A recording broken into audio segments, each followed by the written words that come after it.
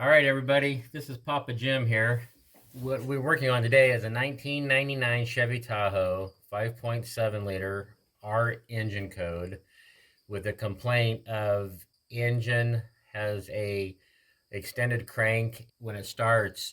They say it feels like it flooded out, back in the days of carburation when the carburetor flooded out. Stumbled, rough running, and then would clear itself out.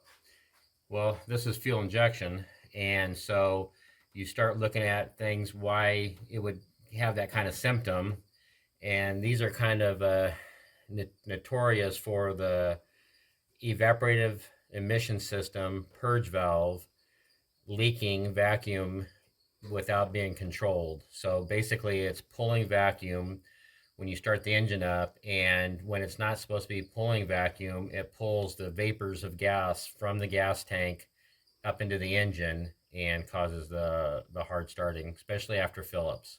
What we're going to do is, I've already checked it out. When you pull the vacuum line,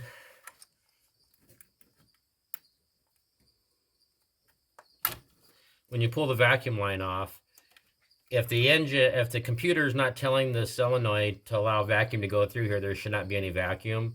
And this one did have vacuum. Actually, it had full engine vacuum going through here to the gas tank vapor control system. So that's why we're replacing it. So you're gonna unplug it. And another way to test it too is unplug the electrical, and these are normally closed valve. So this port here, with it unplugged, the valve is closed, so there should not be any vacuum coming through here.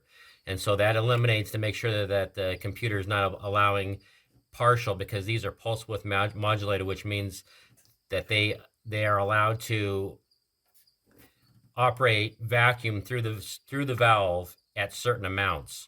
So it could have really light vacuum, or if it needs it, it can allow almost full engine vacuum. So, and this one here has got full engine all the time. So what I'm gonna do is make it a little bit easier here. Wrong size, of course.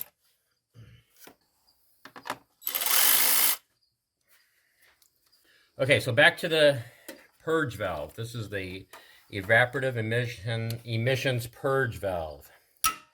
So what I'm going to try doing is I'm going to try to just use my little 1/4 inch set here and see if I can break it loose with that. If not, then I'll have to go to my 3/8 drive. But this is 1/4 inch drive, 10mm socket. And of course, this is battery operated ratchet. You can just use a regular manual ratchet too. So anyway, so I took it off the two 10mm.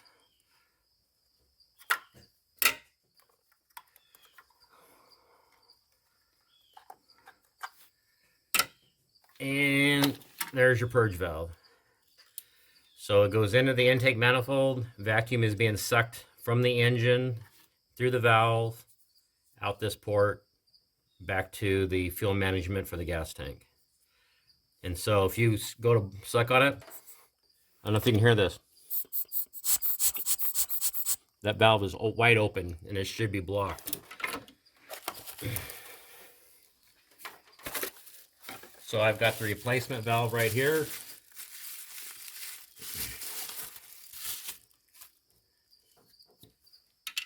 And I go to blowing on this one.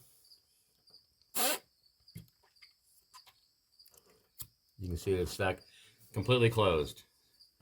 So that what you want to do is you need to put a little bit of lubricant on this O-ring.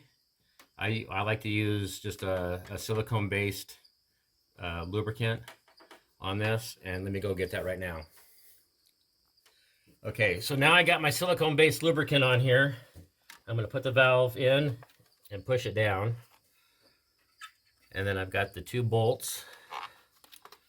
And then you always want to make sure that you hand start any bolt that you remove, because if you don't, and you think it's started, and you don't have 2 or 3 threads, and you cross thread it, Now you turned a 5 to 10 minute job into a 30-minute hour, or having to either heal a coil or replace a part. So then what I do is I just make sure that they're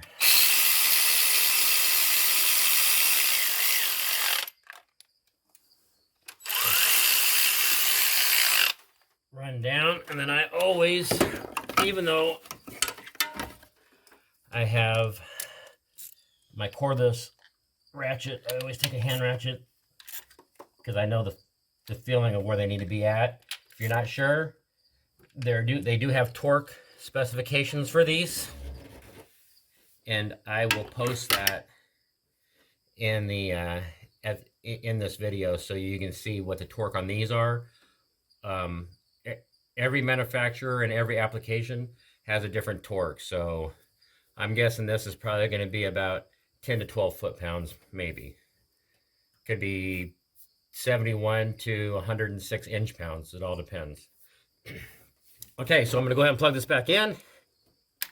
So there it goes and locks down in there.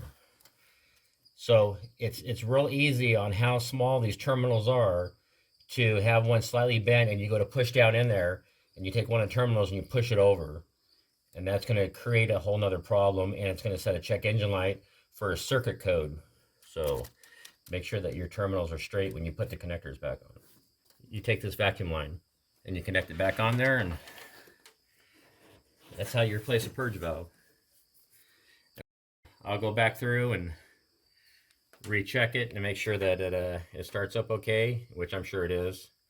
Like I said, it's kind of a common issue on these vehicles, and even on the newer ones, it even does it on all the way up to I'll replace them as new as 2021s. So alrighty, well, thank you guys.